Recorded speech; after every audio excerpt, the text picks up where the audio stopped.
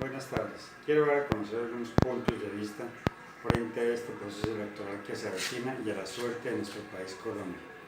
Yo pienso que hay unos 4 aspectos que nos perjudican terriblemente: el miedo, la desinformación, la pereza a leer o el hábito de la lectura y no conocer la historia de nuestro país. El miedo. El miedo realmente ha sido algo que nos han inculcado desde hace muchos años, de generaciones atrás. Desde niños nos asustaban con el coco, y yo le pregunto a algunos qué es el coco o cuándo les asustó el coco. Jamás. Pero sí nos inculcaron eso y es un mal genético en el cual creemos. Y posteriormente hemos seguido así, y no echando el agua sucia a nadie, pero en el 2001, 2003 y hasta el 2005, 2006 más o menos, el miedo se apoderó de Colombia, y especialmente de Casanare. Aquí no fue la excepción, donde a diario se veía en la ley del silencio, un abuso de los grupos al margen de la ley, y finalmente, mientras eso sucedía, hubieron muchos desmanes en el país. Se aprovecharon para acabar prácticamente con el país. Realmente eso ha sido el pan de cada día.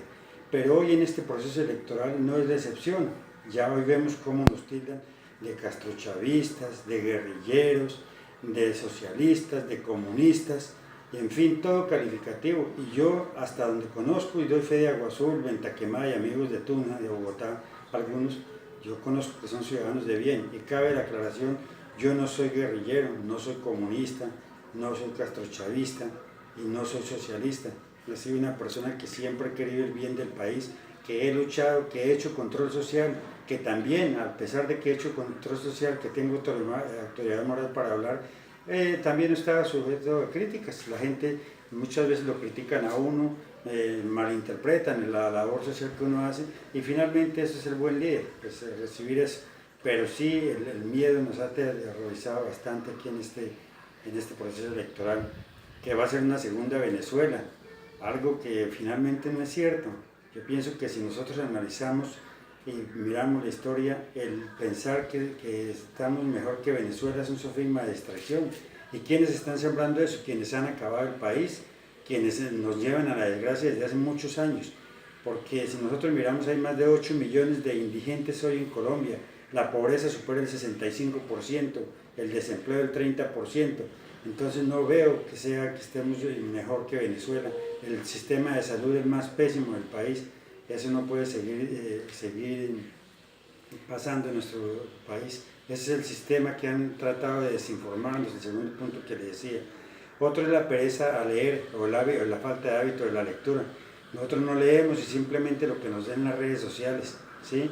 Y como estas que a veces dicen: voto por el que diga Uribe, duela al que le duela. Yo pienso que cuando uno dice una frase de esas, no se ha detenido a pensar y a mirar su familia, solo un núcleo familiar de uno, si todos están perfectamente bien, si tenemos un trabajo digno, si tenemos vivienda, si nuestros hijos hemos podido mandar a la universidad, en qué condiciones.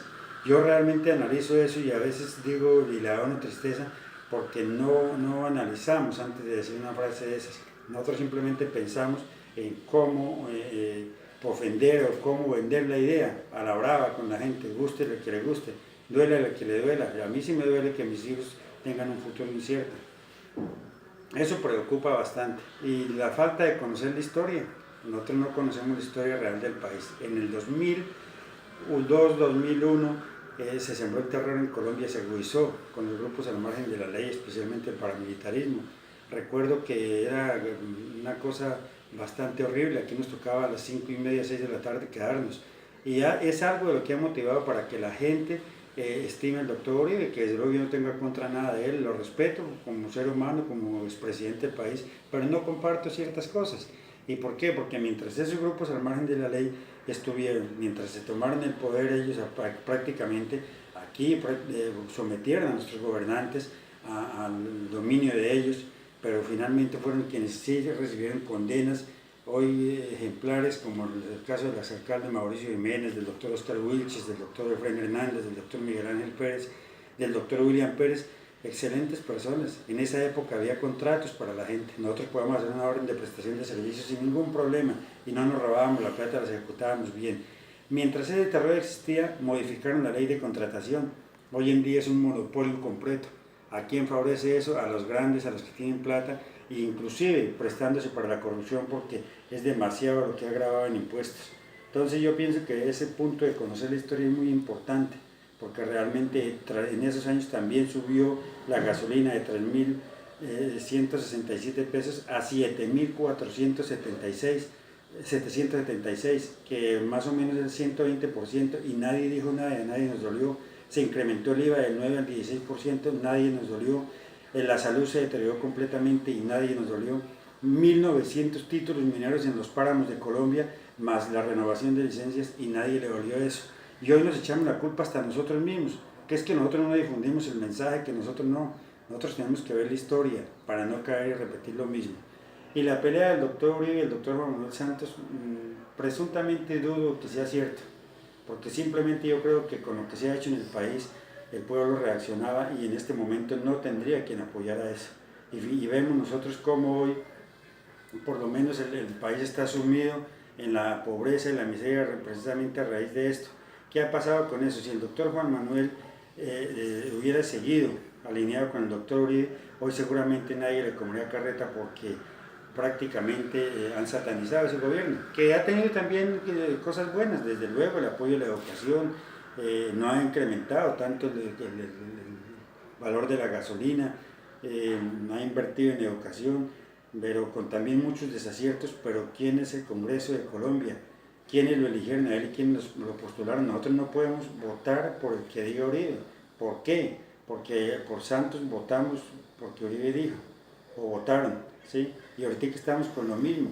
Y también el doctor Iván dicen que no tiene ninguna inhabilidad, hay una presunta inhabilidad de él, inclusive un proceso disciplinario, porque él asistía a reuniones del Senado, pero en el tiempo de votar no aparecía, cuando estaba lista no estaba, que está igual que con otros senadores que están a punto de ser investigados y de pronto hasta perder la investidura como congresistas. Entonces nosotros tenemos que leer la historia para no caer en este juego. Referente al doctor Petro y al doctor Duque, yo sí veo que el doctor Petro tiene bastante experiencia en gobernar. Como alcalde de Bogotá fue excelente, pese a que tenía un consejo que todo le torpedeaba, pero le dio trabajo a la gente humilde. Nosotros queremos un pueblo con oportunidades, un pueblo donde tengamos trabajo, donde podamos subsistir. Yo le pregunto, ¿cuál de los funcionarios públicos que trabajan honestamente pueden decir que si les despiden del trabajo y pueden durar 6 meses sin sueldo y pueden con sus ahorros seguir adelante esos 6 meses? Yo no creo, porque la condición actual del país no da para ahorrar. Realmente lo poquito que se gana es apenas para lo necesario. Entonces yo les invito a esa reflexión. Yo pienso que si nosotros seguimos votando por el que diga Uribe, pues realmente podemos caer en un juego donde no es lo correcto para nuestro país.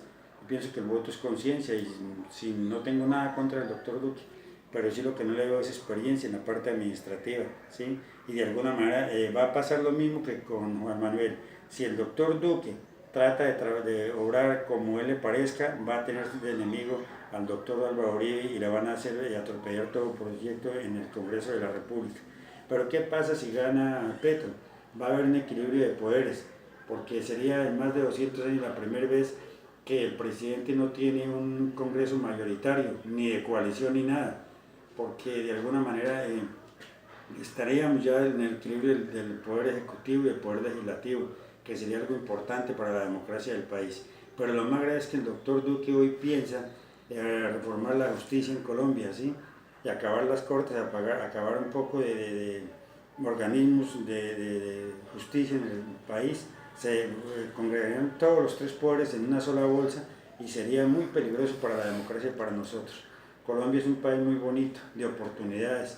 Yo sí les pido que actuemos con el corazón, que actuemos con la razón, que actuemos a conciencia, que si a nosotros nos parece que él sea, que el candidato que sea, porque nosotros leímos, pues hagámoslo, que nos equivoquemos porque nosotros al menos interpretamos mal, pero no porque los otros nos digan. Por eso no les insisto, voten por Petro. Yo por convicción lo hago, porque he leído la hoja de vida de Petro, he leído las propuestas y desde luego es el momento de reflexionar. Nosotros no podemos seguir pensando depender del petróleo, ni tampoco conseguir creyendo sofismas de distracción que nos van a quitar tierra, que nos van a quitar la casa. Eso no sucede.